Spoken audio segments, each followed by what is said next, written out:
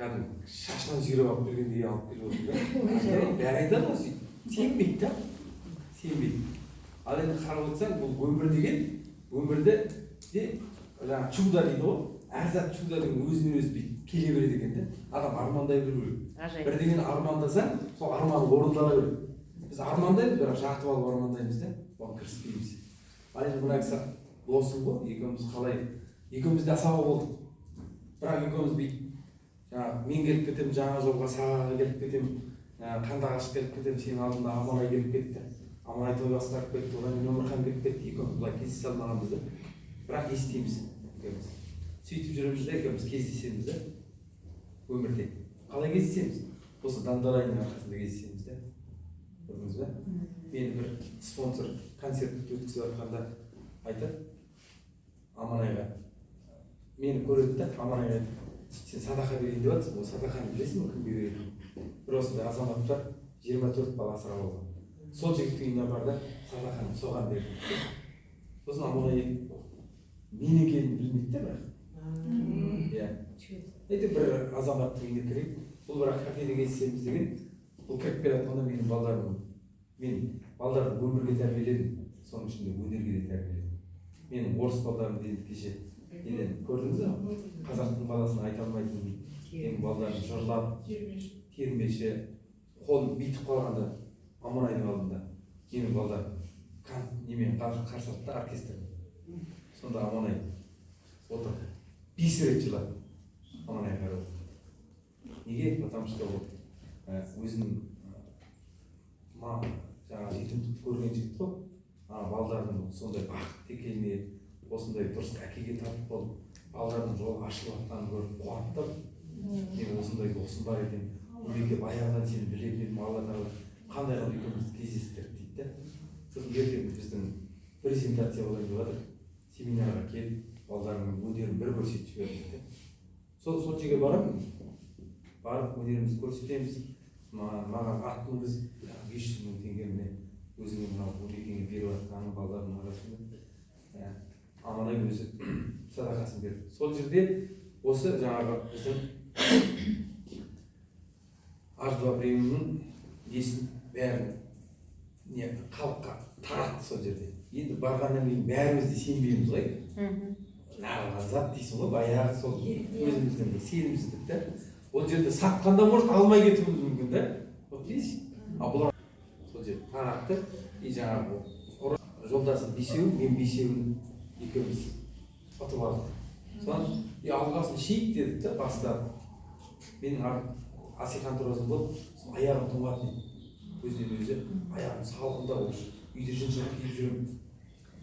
Содан бір күні мен бастап іштеп, таңертеңнен бастап, Амангүл екеуміз іше бастап, 3 күннен кейін маған жігер берді да.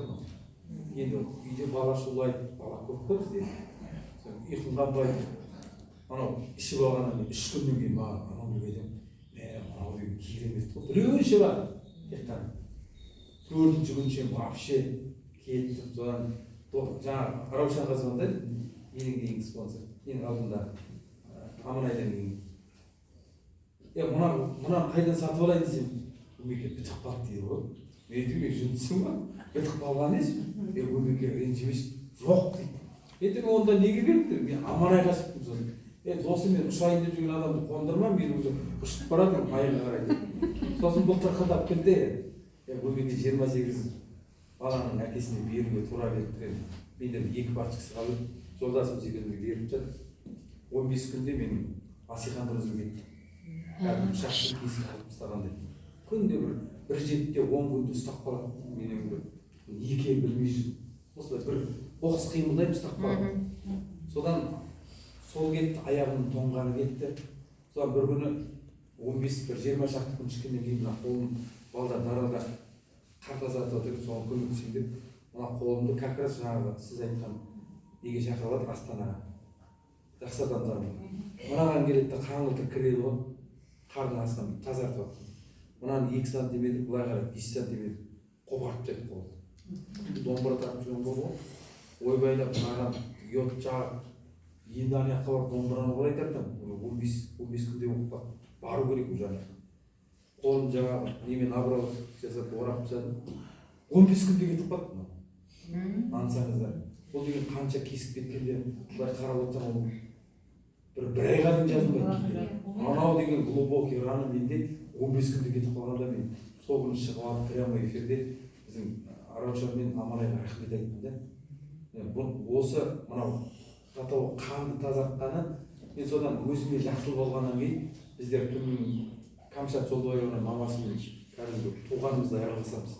Олар бізді жаңағы өздерінің ақшаларын төледі. 18 баламыз жоқ. Жолдасым 20-мызды пойызбен алдыртып, неге теңіздің жағасына балаларын 3 күн қыдыртып, сөйтіп жаңағы өздерінің ақшасымен қайтарып, одан кейін келгеннен кейін 4 сотымен 2 жаңағы ноутбук алып, жаңағы неге пандемияның уақытында отырып қалдық қой, сол кезде солай көмектесті Камшат. Сөйтіп мақтар араласып жатқан отбасының ғой, алаттан мамасына рак груди 3-ші стадия. Соған бәріміз қайғырып кеттік. Содан жаңағы ішкеннен кейін маған жақсы болғаннан кейін мен сол Камшаттың мамасына звондаймын ғой. Өлішке менде керемет препарат бар. Осын іш, жазыласын. Содан алады да ол кісі алып ішеді. Ішкеннен кейін енді 4-5 химия алған, ұйқы жоқ, химия алғанда қиын ғой. Аяғы сырқырайды, түнімен ұйықтай алмайды. Соны бергеннен кейін 5 күннен кейін результат береді ғой. Аяғы сырқырауын қояды, ұйқысы дұрыс болады. Содан кейін баласымен бірге шығып серуендейді. Сол кеше мен Алматыға барғанда баласы келіп рахмет айтып, халықтың көзінше айтты да, өстіп мамама бергеннен кейін мамам счастливая стала. Осындай керемет мамам екеуміз қыдырдық. Қазір Форт Шевченко ауылға ұшып кетті. Мамам осы Дандалайның арқасында керемет бір жақсы қазір неде жүрді. Сондай бір үлкен керемет результаттар бар да. Келе жатып мен қаншама жаңа досымды жаңа сапарда сына дейді ғой. Аманай екеуміз кереметтей бірге шықтық жолға, сапарға. Барған жерімізді күтіп алып, ана жерге алып барамын, мына жерге алып барамын. Содан әйтеуір біз қазір Шымкенттің айналасының бүткіл ауылдардың бәрін танып алдық. Ішпеймін деп тұрған адамдарға беріп тастаймын ғой. Бір жолда келе жатып, случайно бір қымыз тұрады да. Қымыз ішетін жерге Амангүл екеуміз кіреміз. Кірсек, Баян деген келіншегі келді да. Мен қасыма кілем орыс балдар отыр да. Амангүл екеуміз. Ана әке деп мойныма жармасақ, бетіне сүйеді. Ана ел антан, мағын балдар дейді. Мен балдарым. Айгелі бұрамы, я көшеден тапқан қойдым, тағылауынан зәңгіледі. Бір кезде айттым да, жаңағы сатып беріп отқан қымыздың жылады ғана отырады. Мен Қазақстанда осындай азамат бар екенін естіп едім. Телевизордан көрдім, айтып оңайдан көрдім сізді. Содан 10 литр шұбатты беріп қайырып маған. Ойбай, мына нені, қымызды жолда ішті. Сол кел жатып, осы қымыз ішейінші деймін да, ауылдағылар қандай шебер да. Кел жатамын айтамын. Кімге? Қасымда қайнағымға айтып, Баянға шығаршы. Қымыз шықты дейді. Келсе маған ақсанып келеді. Мен мәшеден түсем да, Баян сен емдеуге келдіңсің, қасындағы емші бәл. Мені біледі аға, осыны қайнағым келеді. Нәрсіме емші дейді. Кірсеші үйіңе емдейміз қазір.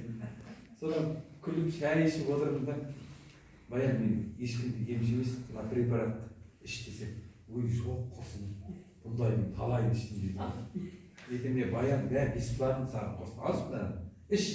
Мен сен ана көріп қалып, мен сені емдеуге келіп отырған жоқпын. Мен просто қымыз ішуге келдім, сен ақсап тұрғанын көріп аяп тұрмын, сен мынаны іш деп беріп кетемін ғой. Содан мен 20 күннен кейін звондайды. Өмірханам, күшті болып қалдым ба? Дәрімді тұқтап, бешіктер, мен көше ішпей алмайшы. Соң қайдан айтады, бер жібеш, мен бұл жақсы болып қалдым дейді. Кеше 2 пачкасын беріп жібердім да. Ол ақшасын нақты жіберіп тұрады. Кеше Аманғали деген гаишниктен бәрін гаишниктер ғой. Ембілік. Сол ағамызбен шай ішіп кіріп қалды. О, аға ассалаумағалейкум. Қалайсыз, денсаулық қайтып, шекерім бар дейді. Аға, мә, қолдасты. Мынаны іш, шекерім кетеді. 10 күннен кейін звондайды, өмекем маған екеуі керек еді маған дейді. Мен көрдім да, адам ол сұрамады, сұрамаған балаға емші жоқ дейді. Сондықтан да жүрген жерде ішкізіп қаншама адам мен көрдім бұл жерде. Сосын қызық болып, енді қанша дегенде бала немерені бағуға Астанаға кеттім. Астанадан қойсам, Астанада жүріп қатыннан сұраймыз ғой бізді ақшаны. Звондаймын, Амангүл 15 мың лақты жіберсе. 10 сал айында жетпей жатыр 5 мың ладно салсаң салып жүр 10 салып жүр бір күн күшті кроссовка алып қалдым ана бір кроссовка көріп тұрмын 50 мың лақтырып өстіп тасып 50 мың салып жүр 50 мың түсіп тұр да мына мына байып кеткен ғой ойымда ештеңе жоқ соған ертесін самолетпен ұшып келіп тұр Астанаға келгеннен кейін үйде отырып айтады саған қызық көрсетейін ба дейді бір ай жарым болды 2 ай болып қалды жұмыс істеген депутаттың айлығына шықтым ғой 800 мың алып отыр біраз дейді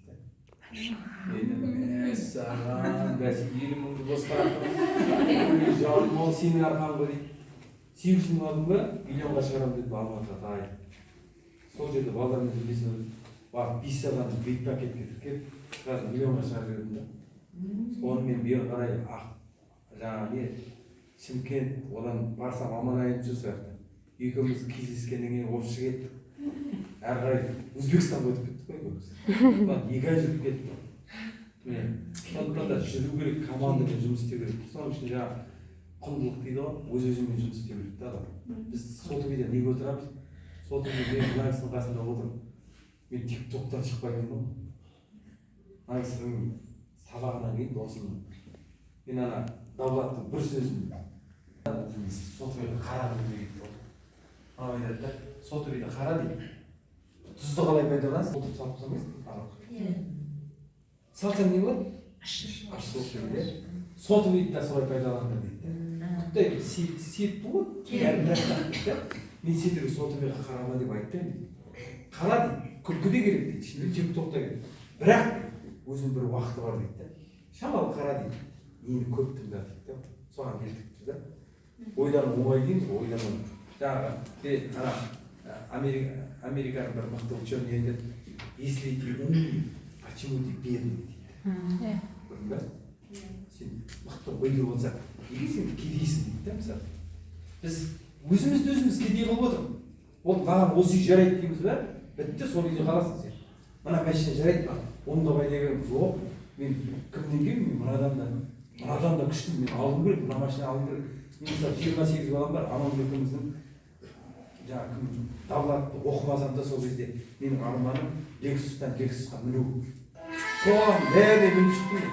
3 баласы бар 4 баласы бар мінәпайтан адамдардың машинасына мен 28 балам болса да міндім неге потому что армандай бердім жаңағы кәдімгі ішіне отырып аламын ақшам жоқ ішіне отырып аламын да армандап отырамын мына машинаны алмағасын деп бірақ соны аламын бұйырсын содан мен анамыздың кіріп алып гаишниктің үйіне кіріп алып залында отырып айттым мына үйді аламыз дейді да менің әйелім көрдің ба мен құрсын қаяқтан айтады бұл үйге күшіміз жете ма деп мен кешіп жатып бара жатып сол үйді алдық машалла ол адамның өзінің арманына ұмтылу қалай да осы үйді аламын десең мысалы көшеде бір машина мынаны аламын дейші алла тағала бересің бірақ үйінде отырып армандама әрекетке көшу алла тағаладан тілеп отырамын Домбыраңдар бүгін Қазақстанда болмаған бір презентация болсын айтып жатыр ғой 28 бала деп бұл баланы асырау оңай емес өздеріңізге белгілі қазір өздерінің балдарын асырай алмай жатқандар қаншама өзінің балын ол баға алмау емес алла тағала айтады да ешкімді кінәламай дейді балаңды баға алмасаң да күніңді көре алмасаң да бәрі өзімізге байланысты ешкім саған әкеліп ақша төлеп семьяңды бағып бермейді ешкім сенің астыңа әкеліп машина жүргізіп бермейді егер сен өзің аллаға сеніп жұмыс жасап басыңды көтеріп жаңағыдай деңгейінде дұрыс уақытында пайдалана білсең ұстасаң бәрі болады сондықтан да мен осы 28 баламды өзімнің жүрген жолыммен жүргіздім бәрі өнерге бердім 10% талап 90% еңбек өнерсіз бала болмайды деген дәлелдеген отбасымыз менің бүткіл балам өнерде өсіп кеткен балаларыңыз бар ма? қазір 2 балам университетте оқып жатыр Астанада 10 балам Ахмет Жамаловтың музыкальный колледжде оқып жатыр қалғандары мектепте ол қазір уже биыл 5 балам тағы да университетке түсейін деп жатыр. Оларды бәрін өсіріп, осы өнер өмірін жетесіз бір отбасы деп кіріңіздер, мен жайлы білесіздер. Сондықтан да мен өзім Құрым Назаров, Жембайдың азаматымын. Шешем артын талының қызы болып, 37 жасында қайтыс болып кетті. Мен 6 жаста жетім қалған жігітпін. Содан мен көрмесін деп осы 26 баланың бауырын, 24 баланың бауырымызға бастық. Сол балаларды өнерлі өмірге тәрбиелеп, үлкен отбасын құрып, сол отбасымен Шеризадан Асқардың кезінде осында келіп концерт бердік. Иә, бұйыртса тағы да келіп концерт беремін. Бүгінгі сіздермен танысқаныма өте қуаныштымын. Мен әрқашан да тойды бастасам да, нені бастасам да алфавит қай әріптен басталады? Адам басталады. Адам ең бірінші көзін ашқан анасын көреді екен да. Сондықтан да мен әнімді амалға арнаймын. Қабыл алыңыздар.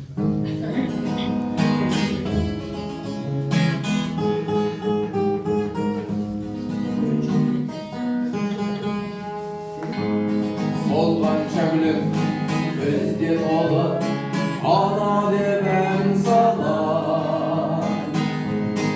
Yeteğin meyle süzgün ola seveyim ben sana Ana, ana, ana ben olsun ana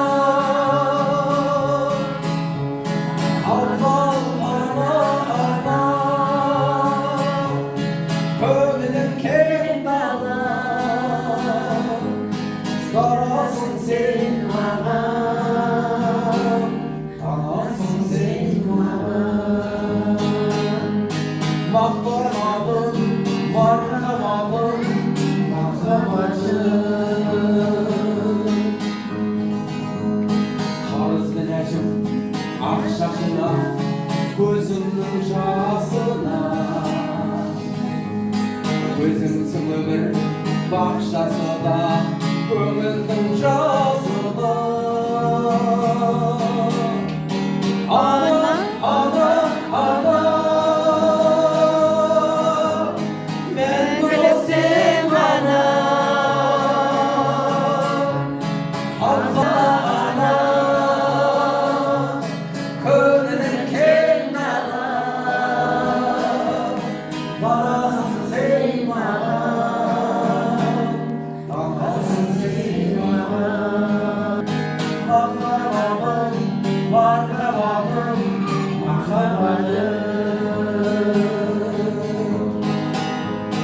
Solğança gözde ola ana ben sana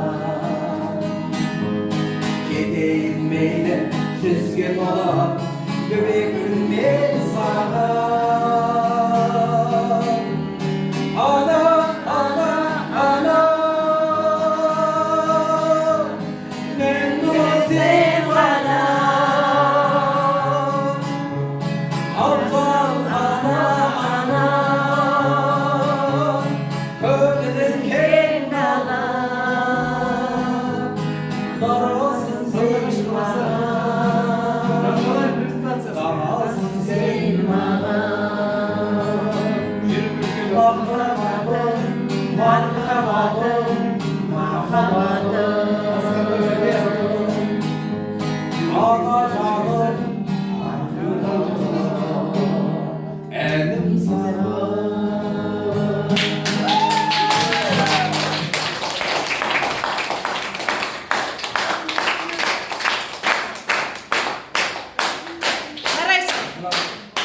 Дос дегенің ауыр ғой, досыңның жолы ауыр ғой Жан қияр досың болмаса, жалғыз жүрген тәуір ғой деп Досыңда сапардасына деп екеуміз тете қайнасып, отбасымызбен араласып келеміз Дос деген берік болады бір-біріне Сондықтан да бүгін сіздермен танысып жатқаныма өте қуаныштымын Бұл компания өздеріңізге жақсы болсаңыздар тәкаппарлықты жойып Адамдармен кішіпейіл дұрыстап амандасып бәрімен жақсы болатын болса бәріне жақсы болады Бәрі қолымызда, тек қана өзіміздің қолымызда.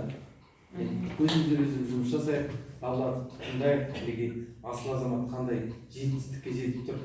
Маған айтқаны, Алла тағала жаңа өзі айтып кетті ғой, су бұлақ сырылдап ағады, өз несін сол өзі ішпейді, алма ағашын береді, бірақ өзі жемейді, беру жағынан болайық деп.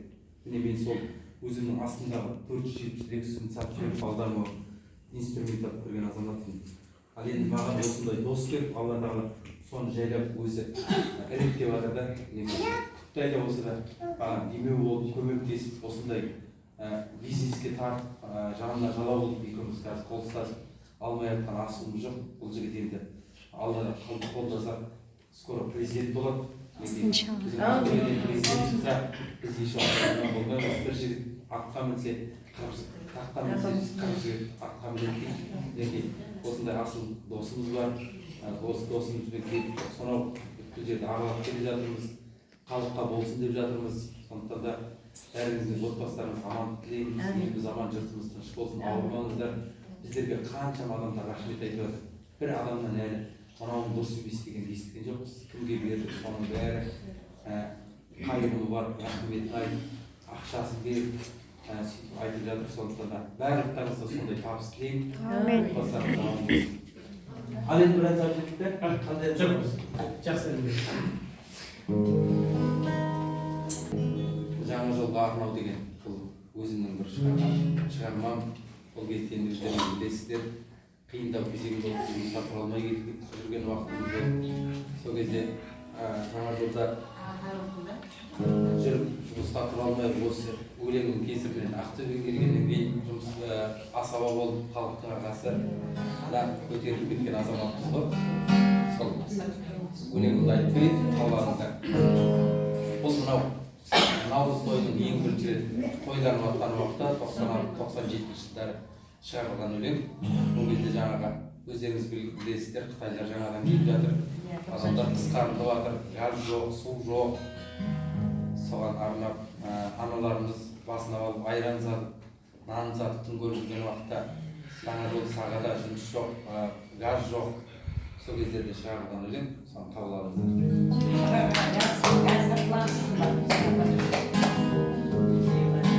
Қайтып алсын наурыз тойы салтыма, талай жылдар салып тастап артына. Құтты болсын ұлы күні ұлыстың, саулық тілеп сәлем айтамын халқыма. Аянбаймын халқымнан күндерімді, Алла біледі қай күні сөнерімді.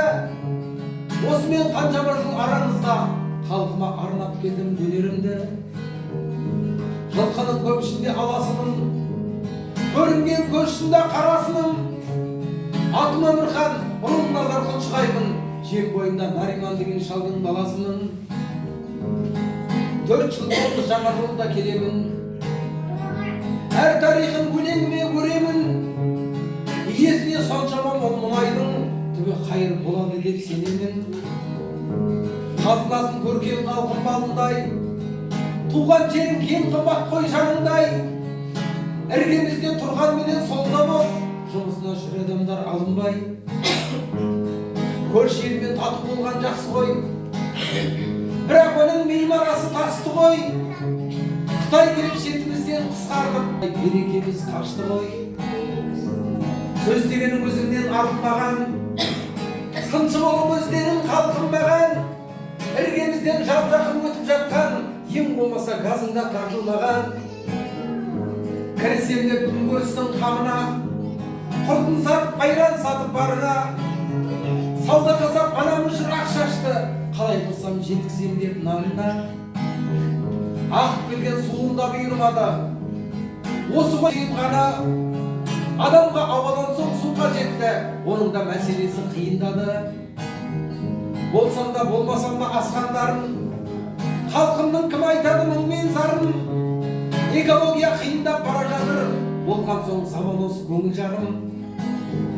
Тұншығып бұл газға өміріміз, келеді қысқарумен өміріміз. Жұмыс жоқ заманы мынау қалған-ау, қалайша жарым болмас көңіліміз. Байлық мынау қызық тұрған көз құртын, еш уақытта қиналмасын ел тұрдың. Басшығайда көш бастаған көземде, тығырықтан алып шығар келдірдің. Осы біздің жүрек жарды шынымыз, жанашырға айтатығын сырымыз. Жеткізейін тыңдар болып болса егер, жан айқайы, сар айқайы бір мұңым. өлеңменен айтар ақын маңызын, өз халқының жеткізетін арызын, мойнымдағы ауыр жүктеп білемін абыройлы азаматтық парызын. Сай болыңдар адам деген атыңа, сай болыңдар қазақ деген затыңа, ал жігіттер бірлігіңді ойлаңдар, кір келтірмеңдер жаңа жол деген атыңа. Сай болыңдар адам деген атыңа, сай болыңдар қазақ деген затыңа, аштық жылы Сталинге жазатын құсап тұрау сөзім тұрар Рысқұловтың хатына.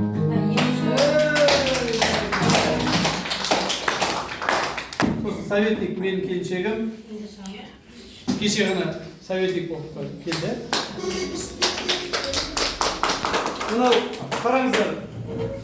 Бұл Қандыағаш деген группаға ғана таратылған нәрсе. Жай ғана. 1,5-2 адамымыз айтқан шығармын да әркім. Егер үлкен группаға айтып келетін болса қалай болады? Қандыағаш күшті бола ма, конкурент бола ма? Конкурент керек па сіздерге? Конкурент керек па? Жақсы, келесі ме конкурент? Керек емес. Керек емес. Алматы, Ақтөбе, Астана бүткіл бір жеріне жіберем. Сол кезде зал дайындаңыздар. Сол кезде ренжімеңіздер. Ах, ұялды, менің адам бір шақырып қойыпты деп. Сендер өстін деп келіп жатыр мен. Неше рет келдім Қандыағашқа осылай. Рахмет, Алла. Конкурент болмасыншы осы Қандыағашты өсіріп алайыншы деп келдім. Осы елден су іштім ғой деп келіп жатырмын. Не істеп жатырмыз ұйықтап? Мінекей, мына кісілердің ізіне еріңіздер. Алмагүл ханым құрдасым. Профессияңыз қандай? Тігінші. Жасыңыз нешеде? 56-та, жап-жас қыз. Кәсіпкері? Жеке кәсіпкермін. Мебельге реставрация жасаймын, реклама. Мебельге реклама жасап кеттіңіз. 250 мыңды алдыңыз ба мастер? 250 мыңды алдым. Гүлзина, подружка сізді шақырды. Сіздің спонсорыңыз Гүлзина? Соңынан қуып жақтақтым. Бәрекелді. Маған айтпай бұрысы өзі кіріп алды бірінші. Айтпай. Мен іздедім. Соңынан қуып іздеп таптым. Сіз екеуіңіз шай ішіп отырған. Сосын көрдім мен де. Енді Гүлзина, сөз кезде өзіңізде профессияңыз қандай? Профессиям тігінші, 30 жыл Қалай келдіңіз, не үшін келдіңіз? мех реставрация жасап жүрдім, бірақ мен сол жаңағы бір помещениеде отырып, басыма кислород бармаған, сужение сосудтан ауырып отырып қалған кезінде. Қаншама адам айтқанда тыңдамағанмын, бірақ мені білмеймін, енді Аманай айтты ма Гүлзинаны алып келіңдер деп, бір адам келіп мені сүйрегендей қылып, жастарға тойға келіп алып барды. Осындай жерге алып барып, мен тыңдағым келген жоқ. Ради уважения деп бардым жаңағыдан шақырған үшін. Аманайды оф неғып тұрған жоқпын, осы әйтеуір бірдемен қақпалап та жүреді. Айтып жатыр, тыңдамадым.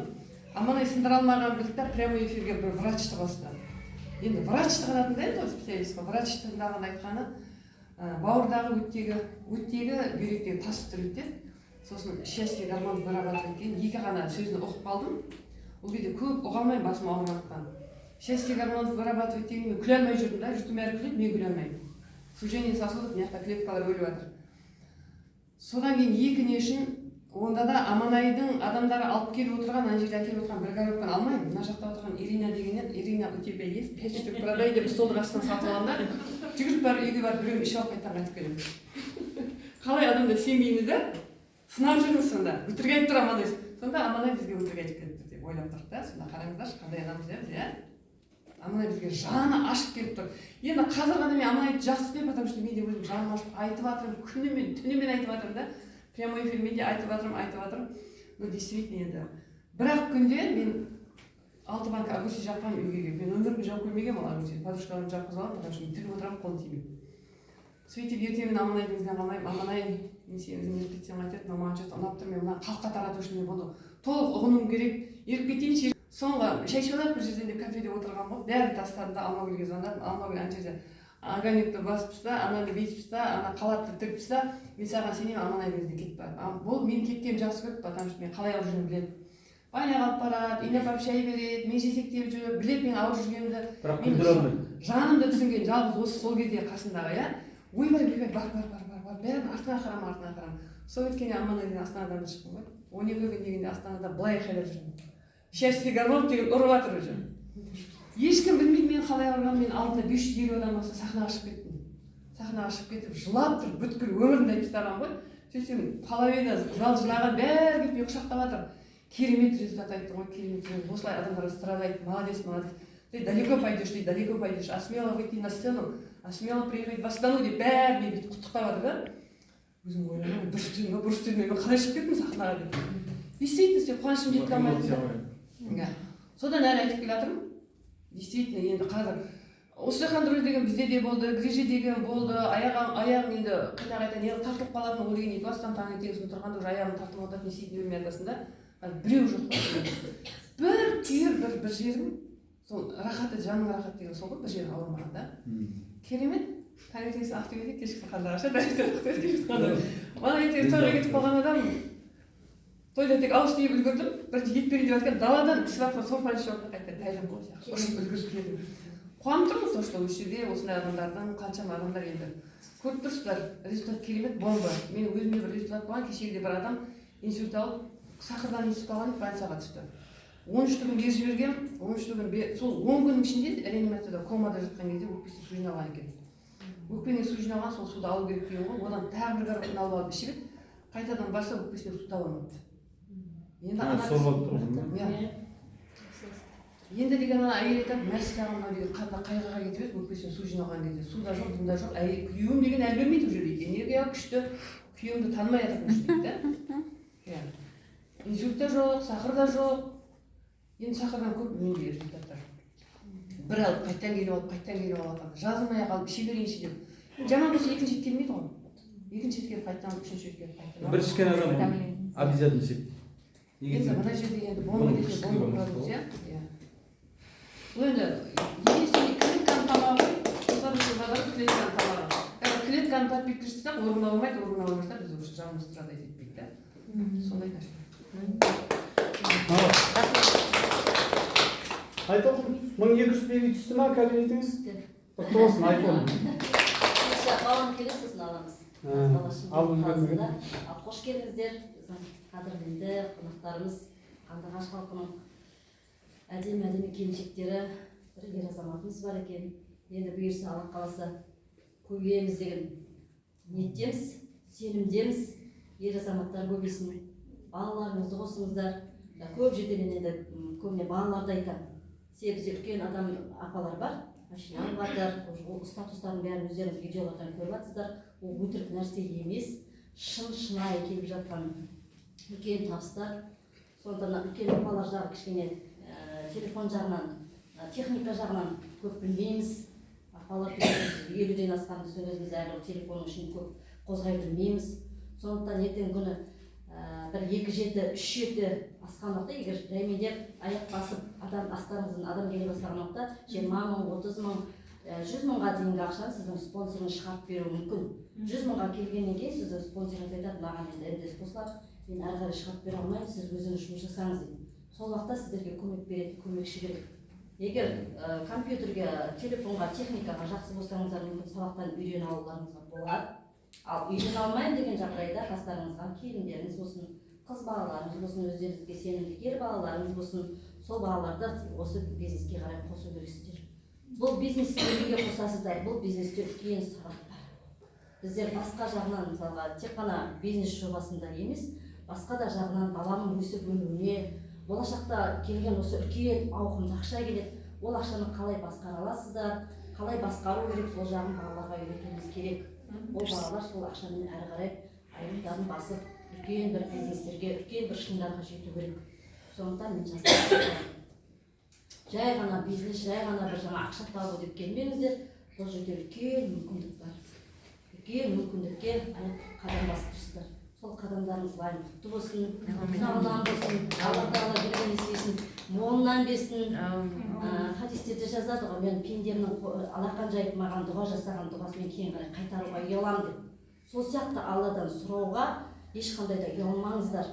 Мүмкін ойлайтын шығарсыздар, намаз оқымайын, мен мұсылман емеспін, болмаса мен басқа бір адаммын, мен сенбеймін дейтін шығарсыздар. Мүмкін сенбейтіндеріңіз де бар шығар, Алла Тағала. Бірақ та дұға жасау ол сіздердің парыздарыңыз. сіздердің парыздарыңыз, сіздердің алдарыңызда аманаттарыңыз, сіздердің балаларыңыз өсіп келе жатқан. Сол бала үшін жұмыс жасап жатырмыз. Сол балалар үшін дұға жасаймыз. Сол дұғамыз балаларға дарысын десеңіздер, дұға жасай беріңіздер. Қабыл алыңыздар. Алланың берген сіздерге кейін нығметі деп сеніңіздер. Өздеріңізге солай қабылдаңыздар деймін. Міне аманай жеткен жетістікке біз де жетіп келе жатырмыз. Аманай мені өзі бастағасын жерде мені қосқан жоқ, қатарына қосқан жоқ. Мен қоса адаммадым. Мен адам қоса алған жоқпын. Біздің жұмыстың бәрін, технический жұмыс, ауыр жұмыстың барлығын фундаменті Аманай. Аманай өзі шықты, статустарға өзінің признание өзі алды, кейін ойланды. Біз Аманай жасаған признанияны біз де жасай аламыз. Себебі біз адамбыз ғой, адамның жасаған адам қайталай алады. Сондықтан қастарыңызға шақырған адамдарыңызға сеніңіздер. Гүлзина шақырды ма? Гүлзина, значит, ол ақша алып жатыр, көп жерді көріп тұр, өзінің денсаулығынан жақсы результатты алып тұр. Соның арқасында ол сіздерді шақырып тұр. Ал егер өзінде ондай жақсы результат денсаулығынан болмаса, ақша алып отырған болса, бұл жерге ол кісі шақырмайды сіздерді. Сондықтан каждый кім сізді шақырды, сол адамнан қалмаңыздар. Сол адамнан өтініңіздер. Бұл жерден қандай результат көріп жатсыз, қандай ақша алып жатсыз, қандай жағдайларда қандай жағдай болады, кімде қандай результат болып жатыр, отзывтар қайда. Соларды сұрау арқылы шақырған адамдарыңыздан қалмаңыздар. Шақырған адамдарыңыз сауатты болса, осы бизнеске деген 100% сенімділігі бар болса, ол кісінің көзінен көрініп тұрады, ісінен көрініп тұрады.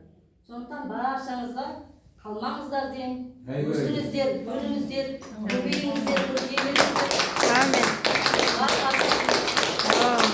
Амин. Yani şimdi osындай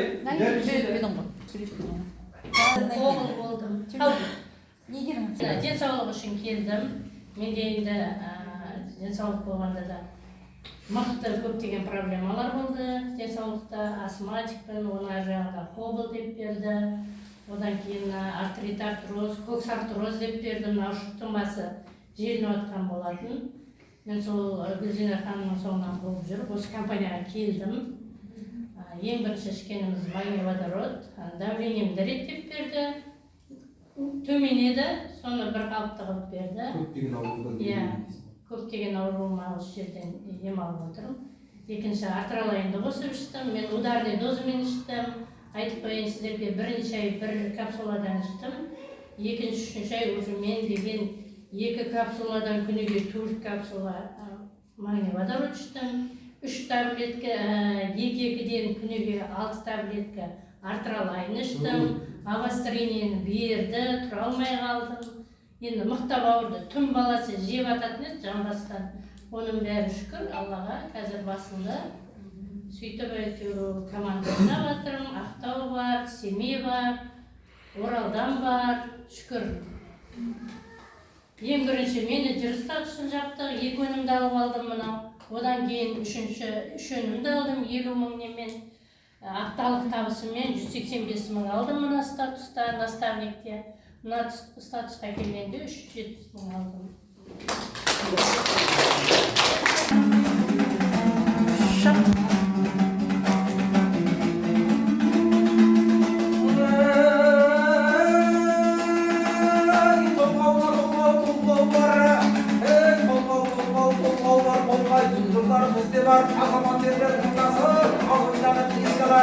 Şamırdanar tüvekte, ayılmay жатқан kırlar var. Toprağın қолдан қос жер, есінде жапшыр бұлдаlar.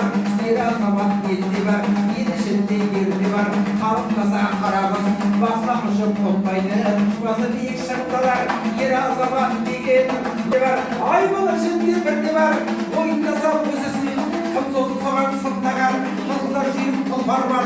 Қашсам тұлым жететін, астықтан ал тұлпар мен.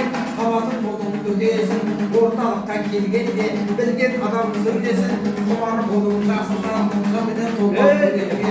Тоқты көрсем тұрманы, қолыдан қарап тұрғаным. Қолыдан қаусыз айтмай, барып жасау болсам көзденіп ұшқаным биік. Шынарым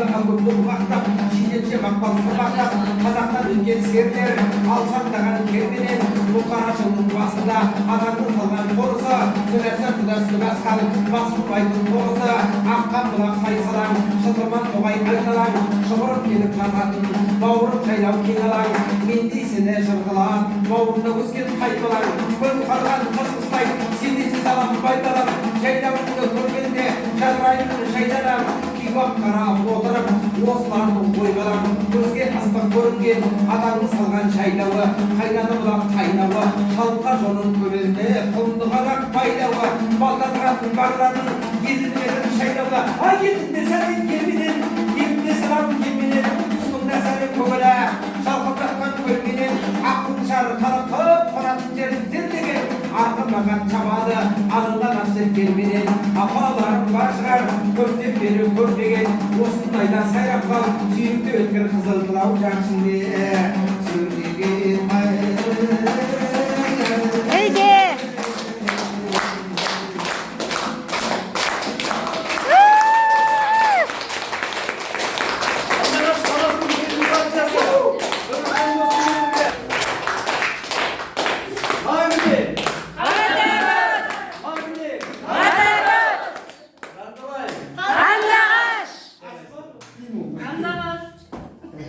Керемет. Операция жасап аман қалды. Бірақ бірінші топтағы мүгедек қазір аман. Памятник қаларына дәріні дүниені ішуге болады ма? Былай істеңіз.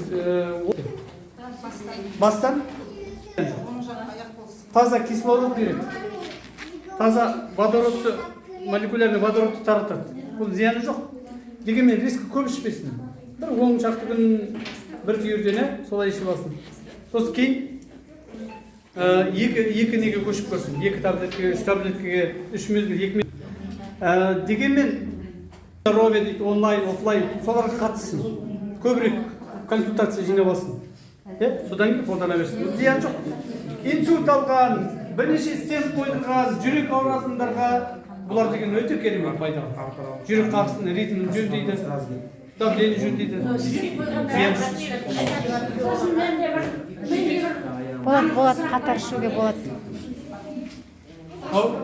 Менің бір келінімнің баласы 4 жасар түймеген. Кеше сбор жинап Ташкентке барып кетті. Сосын үсті аллергия болып кеткен. Ол неғылған бір компанияға 500 мыңға кредитке кіріп, бірдеңе алып берген. Ана баланы температурасы көтерген. Мынаны іш десем, ананы беріп болайын ішіп. Мен айтамын, беріп болайын дегенде қарама, бер десем, соны енді неғыл сенгісі келмей отыр. Параллельно іштейсіз ба? Параллельно ішкісі келмей отыр. Енді қайдан Бедасын 2 есе күшейтіп жүреді бұл.